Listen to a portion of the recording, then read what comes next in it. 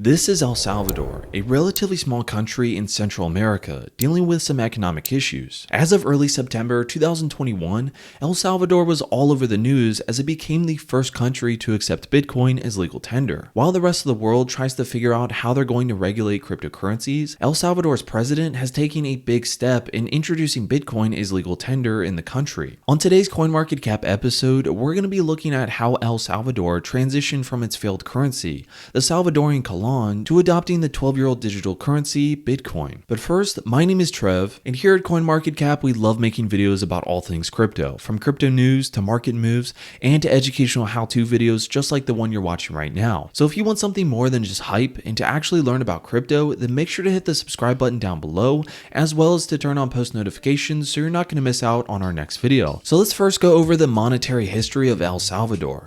So the first thing to understand is that El Salvador did not give up its local currency by adopting Bitcoin. They still have a local currency, the El Salvadorian colon. But as can happen with fiat currencies, the El Salvadorian colon collapsed due to the Salvadorian Civil War between 1979 and 1992, and as a result, it's rarely used. While the Salvadorian colon is still legal tender, El Salvador overwhelmingly uses the American dollar, and this dollarization was willingly welcomed by the government in 2001 by agreeing to a national exchange rate of $1 for every 8.75 El Salvadorian colon. This offer actually still stands today. Dollarization is not a new concept, and we have seen it in many countries like Zimbabwe, Somalia, and more recently, Venezuela. All of these countries were forced to adopt the American dollar because their currencies became totally worthless due to hyperinflation. However, El Salvador's case was a little bit different. Unlike other countries, almost 70% of El Salvadorian citizens are unbanked, and almost a quarter of its GDP comes from remittance payments. This created a huge challenge when sending money home from abroad by expatriates. If this wasn't bad enough, El Salvador is one of the poorest countries in Central Latin America. Moreover, since El Salvador uses the US dollar as its primary currency, it is at complete mercy of the US government, which has substantial control over the flow of dollars in and out of the country. So if due to any unforeseen reason, the US government decides to limit or reduce the flow of dollars,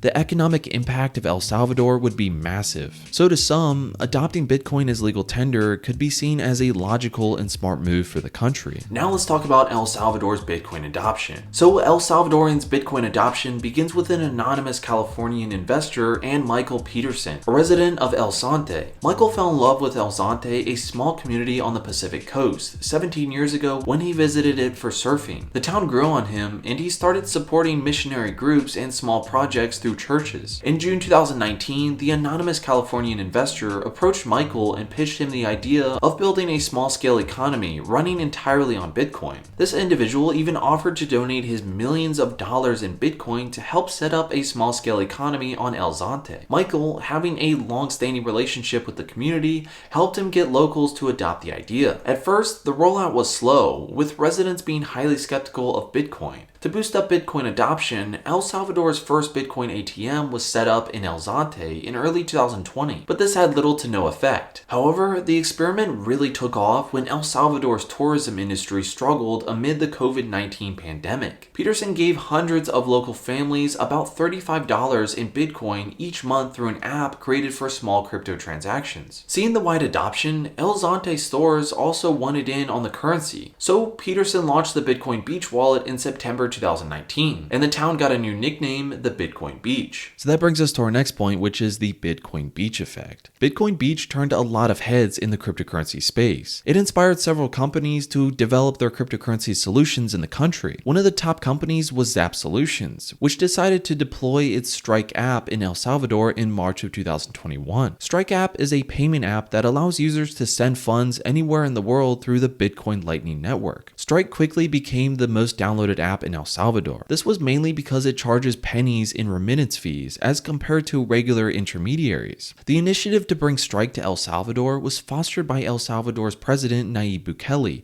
and the CEO of Zap Solutions, Jack Mallers. After a brief chat, the two immediately set up a meeting, and after the meeting, Jack agreed to help set up El Salvador's Bitcoin architecture and policy. However, Jack worked under a NDA, and thus he could never reveal the El Salvadorian Bitcoin plan to anyone. When Jack Mallers Miller first unveiled the plan in June at the Bitcoin Miami conference, Salvadorians were, as you would expect, quite surprised. Jack opened the floor to a video recording in English by President Bukele explaining that he would be sending a bill to Congress to make Bitcoin legal tender in El Salvador. On June 8th, Bukele sent the finalized bill to Congress, and the next day the bill was passed to become law, with at least 75% of politicians voting in favor. The Bitcoin as legal tender law went into effect on September 7th, 19 days after the bill's passing.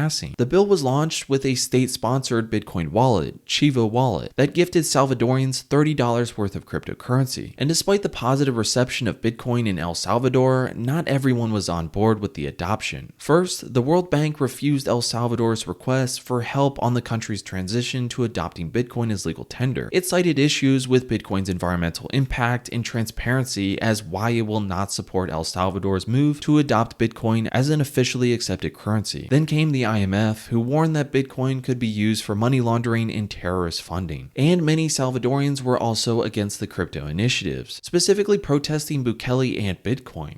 In September, residents marched through the capital city, and they destroyed one of the Chivo kiosks and defaced the remains with anti-Bitcoin logos and signs. And last but not least, there was Fitch Ratings, that lowered El Salvador's credit score because of its Bitcoin adoption. While all of these critics and skeptics cannot be ignored, it is crucial to mention that the dollar-based banking and financial institutions have had 20 years to develop a working system for Salvadorians. However, they have not succeeded since over 70% of Salvadorians are still unbanked. So as far as El Salvador's president is concerned, these institutions have no grounds to complain, and President Bukele has not let critics slow his progress. In the past year, he has been pushing the Bitcoin adoption further. So let's talk about the current state of El Salvador. Just recently, Bukele announced that El Salvador plans to build a Bitcoin bond-backed city at the base of a volcano, with the cryptocurrency used to fund the project. The city will be circular to represent the shape of a large coin, and will be built in the southeastern region of La Union. And the city will use the volcano's geothermal energy to power Bitcoin mining and give El Salvador an added source of its new currency, Bitcoin. Moreover, Bukele has allocated his country's treasury into Bitcoin, as he aims to buy the dip anytime there is a price drawdown in the asset class. On December 5th, 2021, Bukele took to Twitter to announce that he had just bought an additional 150 Bitcoin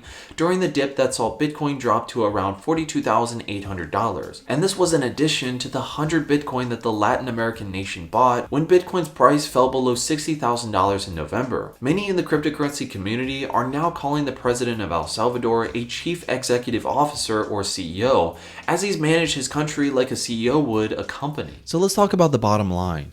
Bitcoin is a controversial currency, partly because of its value can fluctuate substantially.